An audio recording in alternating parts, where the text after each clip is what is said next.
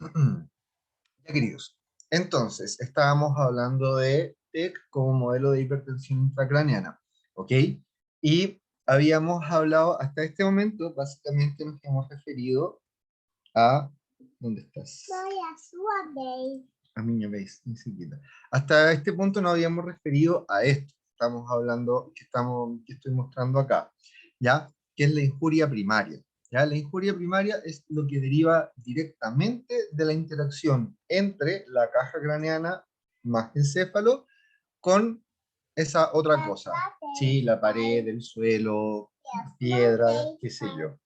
¿Ya? Esa interacción es cortita, dura 0,1 segundo, ¿cierto? Pero eso genera todo este daño mecánico que ya hemos comentado, ¿cierto? Deformación mecánica del tejido, ¿cierto? Que resulta en muertes necróticas, estiramiento, ¿cierto? Ruptura de vasos sanguíneos, neuronas, glías, axones, ¿ya? Y lo relevante, chicos, es que el daño final en el cerebro del paciente tequiado no depende solamente de esta injuria primaria, sino que viene a consecuencia de la injuria primaria lo que se conoce como la injuria secundaria, ¿ya?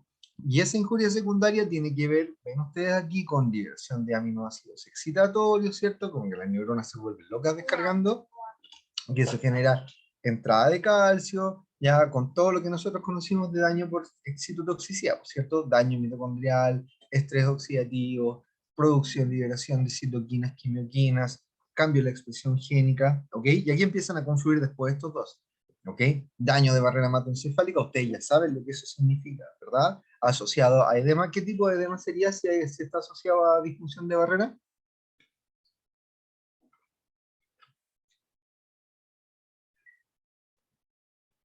Se cede la palabra al público presente. ¿Qué tipo de edema cerebral sería ese? ¿Aló? ¿Me escuchan? Estoy ahí, Doc. ¿Aló, aló? Sí se escucha, profe, pero estoy Ah, intentando ya. recordar de todos los demás que había explicado, pero no recuerdo bien. Ya. Se los hago más acotado entonces. ¿Sería edema de tipo citotóxico o edema de tipo vasogénico? Ah, profe, ya me acordé. El vasogénico. Ah, Sí, vasogénico. ya, po. Perdón, profe, no me Ya, acordaba. Que yo ya. tampoco me acordaba, dije, ya, ¿cuál de...? Pero sí, vasogénico. Edema de tipo vasogénico, ¿cierto?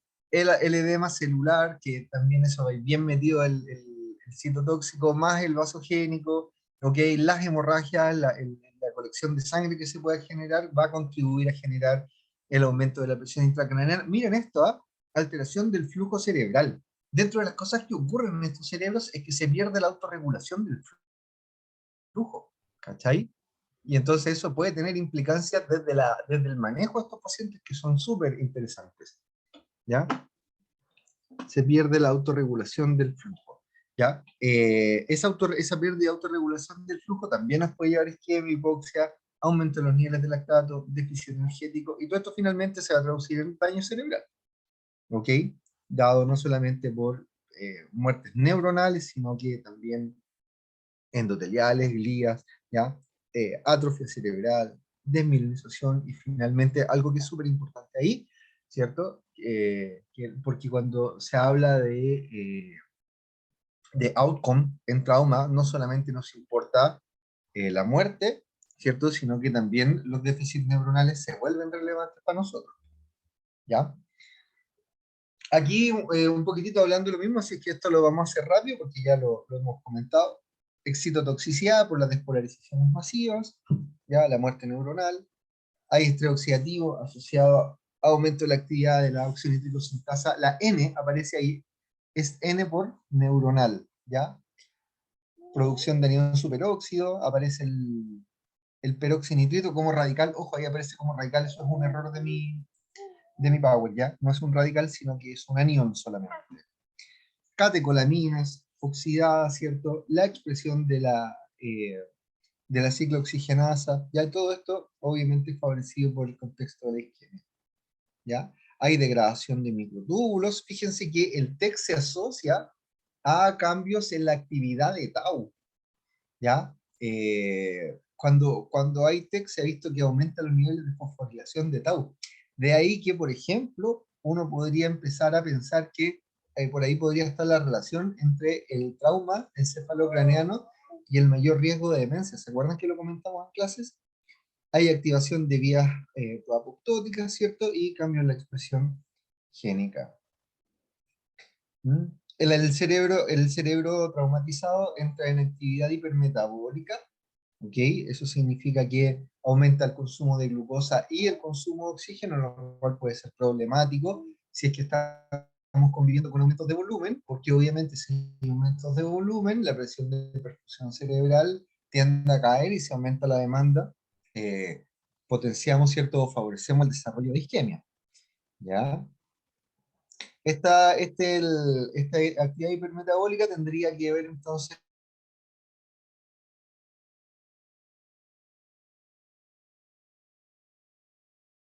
temprana, ¿cierto? Como habíamos hablado, no se asocia a cambios correspondientes en el flujo sanguíneo, muchas veces dependiendo de la PIC, dependiendo si es que hay o no autorregulación, y por lo tanto esto favorece el fenómeno de la isquemia, ¿ya? El acúmulo de glutamato con activación de AMPA y NMDA se asocia a la presentación de estos seizures postraumáticos, ¿ya? Que, ojo, pueden comportarse como predictores de fenómenos de tipo epilépticos, ¿ya? Alteraciones de parámetros fisiológicos en TEC, hay disfunción de barrera hematoencefálica, con la consecuencia que, ¿cierto? No se acordaban los chicos, pero por ahí estaba en el hipocampo nadando, el edema vasogénico. Hay disminución del flujo sanguíneo cerebral, ¿ya? Miren esto, ¿qué explica la disminución del flujo sanguíneo cerebral? Hipotensión e hipoxia que se presenta en 1/3 de pacientes. Pregunta, ¿puede una hemorragia cerebral generar hipotensión e hipoxia? ¿Qué opinan? ¿Conseguí pasar su casa? Qué bon. Chicos, Eh, ¿podrá? hip- hipoxia sí, pero hipotensión. Sí, yo también. Sí. No, nunca. ¿Por Porque el qué? volumen, si tienes una hemorragia intracraneana, nunca vas a perder un volumen de sangre tal que te deje el paciente hipotenso, porque te lo va a matar antes por el, por el, por la herniación, Ah, y ya, por la ya. Porque isquemia digo cerebral como, global. yo ¿Ya? pensaba así como Miren, podría ser, pero entonces se muere antes de que pase. claro. Pero ¿qué es lo Ah, que ya ocurre? comprendo. Muchos pacientes con TEC conviven con otros traumas, ¿cachai? Y esos otros traumas, en extremidades, trauma torácico, abdominal, qué sé yo, esos otros traumas asociados a pérdida masiva de sangre, eso sí te puede generar, ¿cierto? O a contusión miocárdica, eso sí te puede generar hipotensión y sí te puede generar hipoxia, ¿ya? Y la hipotensión y la hipoxia, particularmente la hipotensión, por eso se la dejé en negrita, se asocia a mal pronóstico en estos pacientes. ¿Mm? ¿Por qué la hipotensión se asociará a mal pronóstico en estos pacientes? ¿Cuál sería la explicación fisiológica o fisiopatológica para eso? ¿Cuál fue la pregunta, profesor? No la entendí bien. ¿Por qué la hipotensión se asocia a mal pronóstico en este paciente? Porque quizás dice que está perdiendo ya mucho flujo en cuanto al cerebro. ¿Por qué? Sí, por ahí va. ¿Por qué? Vamos, vamos. ¿Conseguí? No sé. ¿Por qué se asocia a disminución del flujo en el cerebro?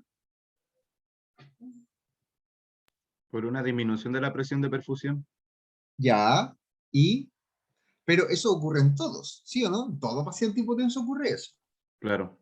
¿Por qué es particularmente relevante en trauma? Porque quizá hay alguna hemorragia o algo que lo esté haciendo que disminuya esa perfusión. Ya. No va tanto por ahí.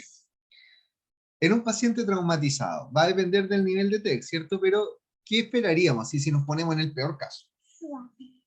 Niña, me dice. ¿Qué esperaríamos que ocurriera con la PIC? Que aumente. Ya, si aumenta la PIC, ¿qué ocurre con la presión de perfusión cerebral?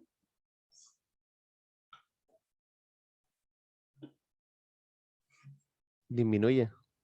Ok, ¿qué hace reflejamente nuestro organismo para intentar mantener una presión de perfusión cerebral? Perdón, espérense un poquito, porque parece que no nos estamos entendiendo en algo. ¿Cuál es la consecuencia fisiopatológica más relevante de la caída de la presión de perfusión cerebral? Como quitar los flujos de otro lugar para poder llevar un poquito más al cerebro. No, no, no, no, no. ¿Cuál es la consecuencia más relevante de la caída de la PPC, de la caída de la presión de perfusión cerebral? Si le llevo sangre al cerebro con menos fuerza, chicos, cuál es la repercusión más importante de eso? Isquemia. ¿De qué tipo? ¿Focal o global? La global en este caso, sí. Isquemia cerebral global, po. Sí. ¿Cachai? ¿Cómo combates ese fenómeno de caída de perfusión, de presión de perfusión cerebral? Aumentando la PAM. ¿Sí o no? Sí. Ya, po. Y entonces, si tengo un paciente que está hipotenso, ¿cuál es la posibilidad que ese paciente logre aumentar PAM? ¿Me entiendes, no? Ya voy comprendiendo. Estamos en el contexto, pónganse en el contexto en que estamos hablando. Estamos hablando del TEC, ¿cierto? Si nos ponemos en una situación así como pesimista, vamos a tener un paciente que tiene un aumento de presión intracraneana por edema cerebral, ¿cierto? Por las hemorragias, ¿ok?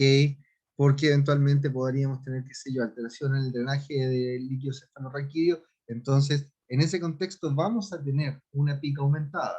La pica aumenta, me cae la presión de perfusión cerebral. Cae la presión de perfusión cerebral, se produce isquemia o tiendo a la isquemia cerebral global. ¿Cómo combato eso? Cuando aumenta la PIC, lo decíamos al inicio de la clase, se producen aumentos de PAM.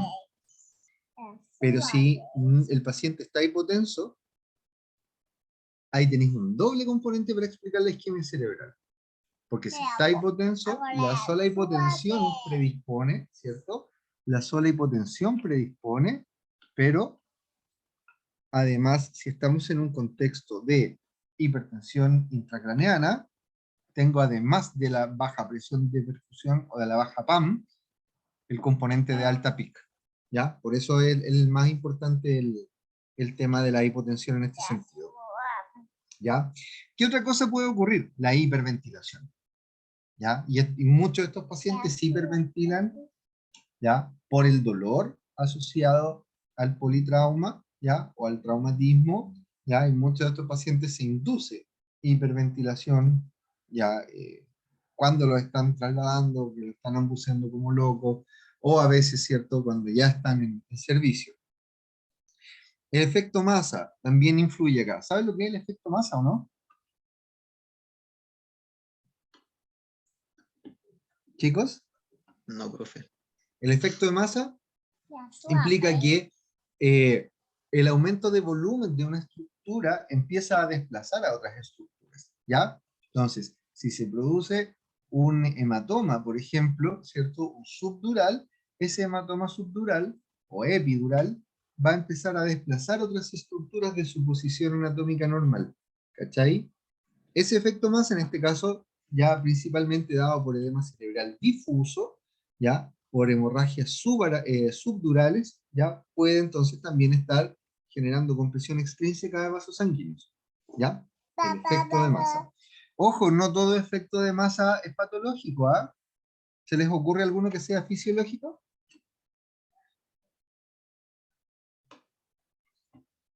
No piensen solo en cerebro, por favor.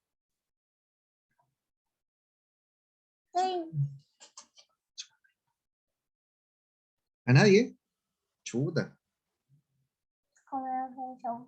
Durante la gestación, por ejemplo, po, ¿cachai? Crece el útero y empieza a desplazar todo lo desplazable, por supuesto, ¿ya? Entonces, no todo efecto de masa es patológico o es fisiopatológico. El vasoespasmo traumático, una condición también está descrita, ¿ya? Obviamente que se va a traducir en una disminución del flujo sanguíneo cerebral, ¿ya? Y eso también nos puede complicar, ¿ya? Edema cerebral en estos pacientes, el pic del edema se produce entre las horas 24 y 48, ¿ya? Los dos componentes que ya hemos comentado, vamos a tener un componente vasogénico y vamos a tener un componente citotóxico, ¿ya? Hay hemorragias en estos pacientes por la lesión primaria, recuerden, epidural, subdural, intraparenquimatoso, ¿ya? O por la lesión secundaria, por el daño secundario, ¿ok? Edema citotóxico, isquemia, ¿cierto? Por la propia hipertensión intracraneana. Se produce liberación de hierro que genera estrés oxidativo, eso ya lo hemos comentado, ¿ok? En el caso de los EPI o los subdurales, están más asociados que otras hemorragias a la hipertensión intracraneana, ¿ya?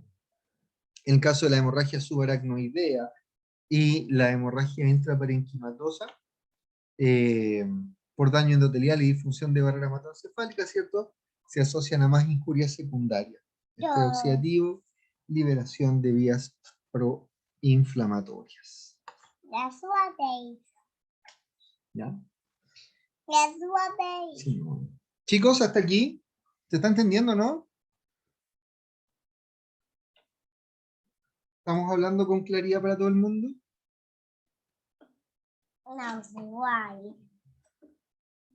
Chicos.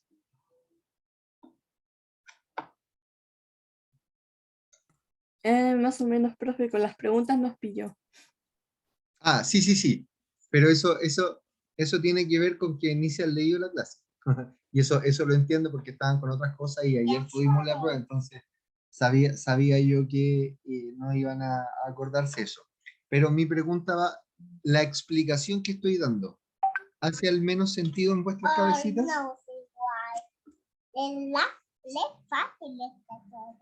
Sí. ¿Sí? Ya, Ujú. genial entonces. Eso ya es bueno. Que estando... Ay, es verdad, disculpe. ¿Ya? ¿Cómo se maneja entonces la hipertensión intracraneana? El objetivo principal es tener una PIC por debajo de los 20, ¿ya? Porque con una PIC debajo de los 20, ¿cierto? Debiéramos tener una presión de perfusión cerebral ya adecuada, ¿ya? Entonces, PIC bajo 20 y la presión de perfusión cerebral sobre 60, ¿ya? Aquí hay medidas de primer nivel, como favorecer el retorno venoso yugular, ¿ya? Posición adecuada, paciente a 30 grados, ¿ok? Disminuir la presión intraabdominal, disminuir la presión intratorácica, ¿cierto? Creo que lo hablábamos el otro día, la PIC varía de manera fisiológica, inspiración, expiración, ¿cierto? Con la presión abdominal, ¿ya? Cuando uno hace valsalva, por ejemplo, también se produce cambio de PIC, entonces, cuidar, ¿ya? Miren lo interesante de esto, podemos tener un paciente, ¿cierto? Un neurocrítico, que tenga más daño neuronal por algo que está pasando en cosas fuera del cráneo, ¿cachai? Un paciente con un síndrome compartimental abdominal, sí, ya percibí. Con un síndrome compartimental abdominal que se me altere, ¿cachai? Entonces hay que controlar ya la presión intraabdominal o intratorácica. Disminuir el consumo de oxígeno cerebral, sedación, analgesia, control de temperatura, ya, ¿cierto? Dejar al paciente en coma farmacológico eventualmente también podría ser. Mejorar oxigenación cerebral, ¿ya? Hiperventilación. ¿Ya? Sí, mi amor. ¿Ya? Mejorar la hiperventilación moderada. Fíjense lo que dice acá. Moderada. ¿Por qué no sería bueno tener una hiperventilación como más intensa en este paciente? Sí. Sí, fue un experto en... ¿En contexto isquémico? En este contexto de TEC. Ah, Claro, porque sí, entiendo que no se han leído la clase, o no se la han estudiado, así que hago la pregunta más dirigida. Si la PCO2 cae mucho, estamos hiperventilando potentemente al paciente, ¿qué va a ocurrir con el flujo sanguíneo cerebral? ¿Se acuerdan? también va a disminuir. Va a disminuir el flujo Va sanguíneo a caer. cerebral. Exacto. ¿cachai? Por lo tanto, si cae el flujo sanguíneo cerebral, corro el riesgo de estar aportando menos oxígeno que lo que ese cerebro necesita, ¿ya? Monitoreo de saturación, por supuesto, PO2, de la hemodinamia, ¿cierto? Y la línea roja, o sea, hay que preocuparse de la capacidad de transporte de oxígeno en ese sujeto. Joda, tu computador ya aparece a tela azul. Es verdad. ¿Ya? Profilaxis anticonvulsivante, ya, fenitoína, ácido valproico, levetiracetam, por la probabilidad del desarrollo de estos seizures postraumáticos, ¿cierto? Que nos predispongan a las epilepsias postraumáticas. Repetir tomografías de cráneo, ya, para monitoreo de lesiones preexistentes o aparición de otras nuevas. Fíjense qué interesante eso, ¿ya? No todas las lesiones, las hemorragias que se producen en consecuencia del trauma primario, no todas se evidencian al tiro, ¿ya? Algunas aparecen horas después, ¿ya? Entonces es importante hacer exámenes seriados en estos pacientes. Y obviamente, para el paciente que ya tiene hipertensión intracraneana establecida, el monitoreo de la PIC es súper importante, ¿ya?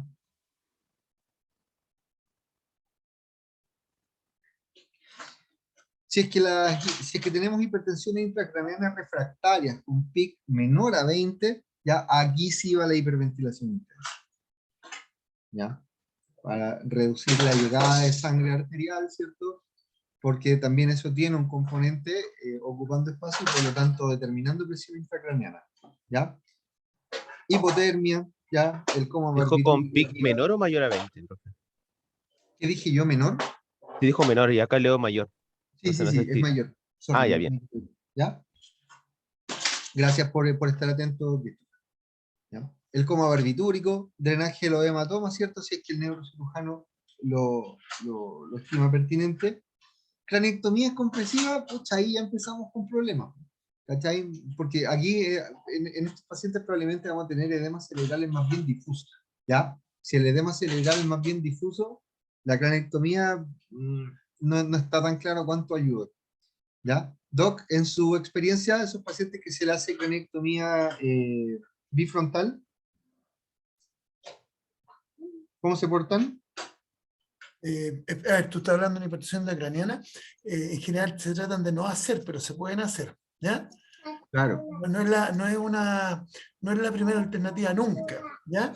Mm, Pero en general lo que sí está, en lo que está más demostrado en los accidentes vasculares. Se puede hacer, o sea, no estoy diciendo que no, pero lo que pasa es que es muy invasiva. Entonces, solamente cuando son pronósticos extremadamente reservados y una patología lo más aguda posible, ¿te fijas? Porque igual, si tú tienes, por ejemplo, un síndrome de hipertensión intracraniana, puede ser en un contexto agudo, en un contexto crónico. Entonces, si tiene una enfermedad, por ejemplo, una enfermedad oncológica, un tumor intracerebral, obviamente la craniotomía nunca es buena alternativa.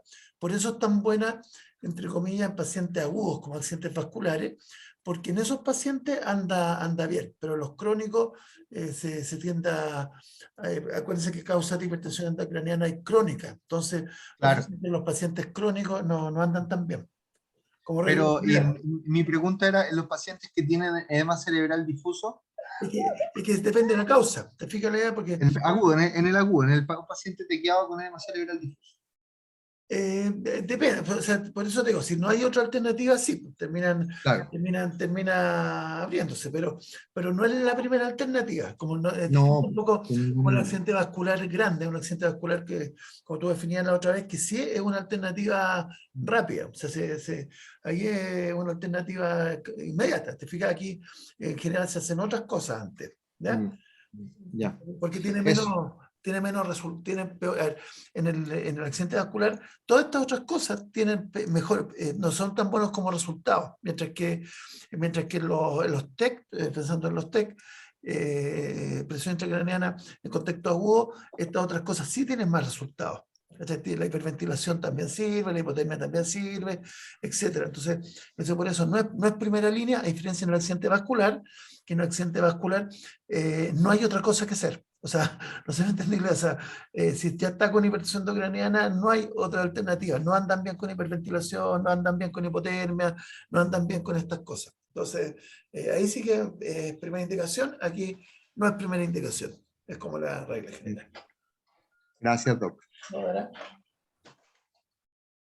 Y eso entonces, en relación a hipertensión intracraneal. ¿Sí? ¿Alguna duda, alguna pregunta, alguna consulta?